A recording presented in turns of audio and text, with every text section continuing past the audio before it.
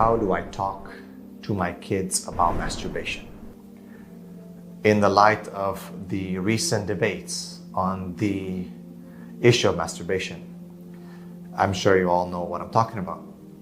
Some parents are asking, how do I open up this subject? My daughter is 13, 14.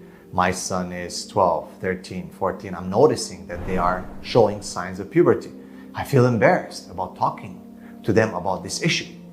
Some parents notice or suspect that their kids are masturbating.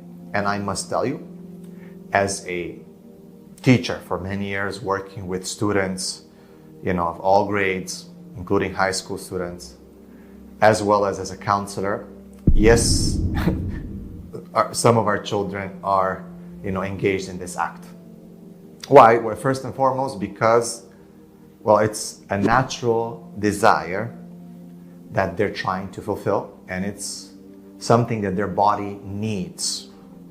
Of course, people say, astaghfirullah, it's haram and this and that. Of course, we know that. We're not talking here about permissibility of it or not. Okay, it's very clear that it is haram. And the evidences have been discussed by those who are more qualified than us. However, this is the truth. This is the reality. It's happening. Parents need to wake up. Problem is that a lot of parents wait too long. If you understand, even through introspection, going back to your age, let's be honest. Most people know what masturbation is or have experienced masturbation themselves. There's illa man rahima rabbi.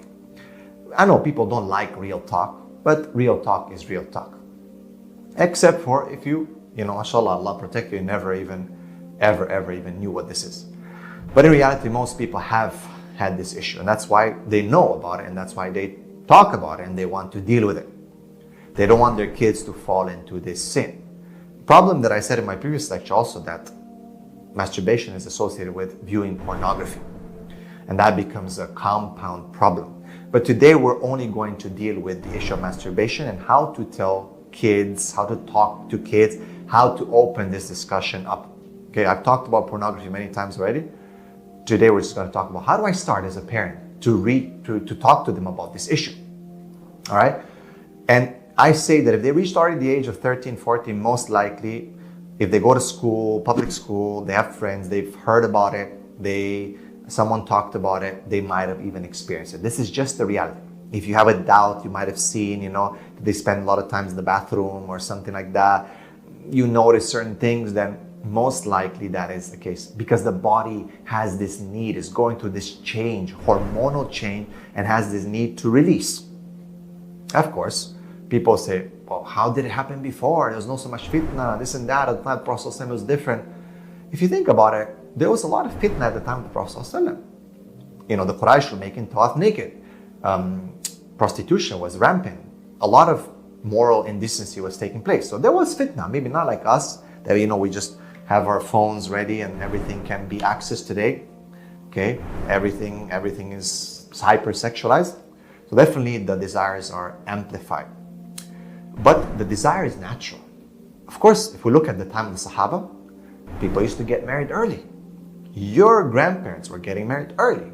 Their great-grandparents even earlier. Of course, you would say, but this is 2021. It's a different century, different times. They have to study, they have to this. Yeah, okay, they have to.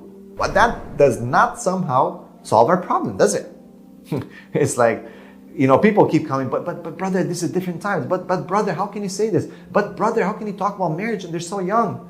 I'm just telling you how naturally Allah has created us and how He gave us a way out, and that is early marriage. Trust me, it is very difficult for a human being, bodily wise, to hold themselves. You can fast, yes. Your body naturally will have wet dreams. So the children started experiencing wet dreams. That is that they don't hear about masturbation and this, that, but naturally you will want to touch yourself. Naturally that happens, but it is haram. So what did Allah reveal for us as a cure? The Prophet said, fast, lower your gaze, and so on, but marry early. I keep making the argument to parents, try to help your kids to get married early. Help them, support them financially, get an apartment for them, whatever it is. We can talk about it in another lecture. So how do you start? the talk. Let's get to the problem. You have to have a good relationship with your kids. They have to feel that you are not just their parents, but also, to an extent, people that they can turn to, friends. You have to be cool enough. You have to know their language. You have to know what's going on in their circles, in their culture. You have to do that homework as a mother, as a father. It depends. Usually mothers will try to or tend to speak to the daughters more. Again, be a bit approachable, nicer, joke a little bit. Don't make it embarrassing. But if you haven't established that relationship for years now, and all of a sudden you're coming to talk about it, it's going to be very awkward. So you can start by going out somewhere, having a talk. Like, I'll tell you what I do. Like, I ask my daughter, like, do you like anyone? How is it? And yeah, it's haram, this, that, we talk about these issues. But she knows that she can talk to me as a father even. I fulfill that manly part in her life because she feels like she talks to my wife, yes. But sometimes she has the need to talk to a man. And she's not going to go. I know my daughters, I have 3. They're not going to go and talk to a man because I'm the man in their life who's going to talk to them, who's not going to judge them or smash them or whatever some parents do, sadly, when their daughters come up with these kind of natural inquiries and questions. So that's my purpose as a man, as a father. So you got to be cool. Number 1, you have to be cool. You got to have that relationship with them. And I give you the example, the Prophet ﷺ, when that man came to him, the young man, and he said, Ya Rasul, I almost did everything with him, almost.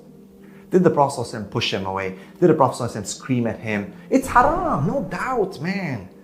But the guy's coming with a concern. There's a difference between being a criminal and someone who's committing haram, criminal, doesn't care, and someone who's concerned, someone who's trying to purify, to help, to change, to coming for help. So you have to be cool. You have to have that establishment, that relationship. Okay, number 2, questions. You use questions. You use situations. You use, have you ever heard about this? Have you ever heard about that? And they'll be like, they're shy. And I just open it up. Like recently I had a talk with my son about the issues of erections. And he opened up because I'm cool with him. And he said, it's so annoying and this and that. And I told him, this is a sign that you're a man. And he opened up, like he cooled down. He just, talked, and we just had a good talk. And I made it fun. I was like, No, I was very calm, very nice. And it was good. It was a good talk. And I explained certain things to him. I got into some vocabulary, some descriptions, some anatomy. So he knows. And he knows that he can come and talk to me. And same with the girls. I know that there's a limit, of course, for men. But I'm quite comfortable to talk to my daughters. And of course, the mothers have to also. Sometimes men feel like embarrassed, but there's a haya and a modesty that should be there between a man and obviously his daughters, no doubt, at a certain age, especially when they became like women. But when they're younger and they're just slowly getting to think of stuff, you can also discuss with them. But specifics about masturbation, obviously for the girls, will be my wife. Okay, the woman will be talking to them about it, about what and the haram and this and that and how to protect yourself. Of course, we encourage them to fast and this and that, but it's not easy, right? I mean, they see so many things. But the fact we talk about marriage and the future and the possibilities, the halal options, and they get excited because they know that there is something waiting for them. Just the way Allah subhanahu wa ta'ala tells us about Jannah and gives us the good glad tidings of Jannah. Same way we use the same strategy to give glad tidings of things, good things that will happen in this life. Right? So basically, again, how do you open the discussion? Just get into it. Talk about it with questions. Don't say, do you masturbate? No, that's not the way you do it. But you bring in the issue that, like, look, this is what happens, what people do. It's not good, it's not this. And these are the problems that can happen from it. You also have to discuss about that. Be like, look, I know this is a hot topic. People talk about it. I'm sure that you've heard about it.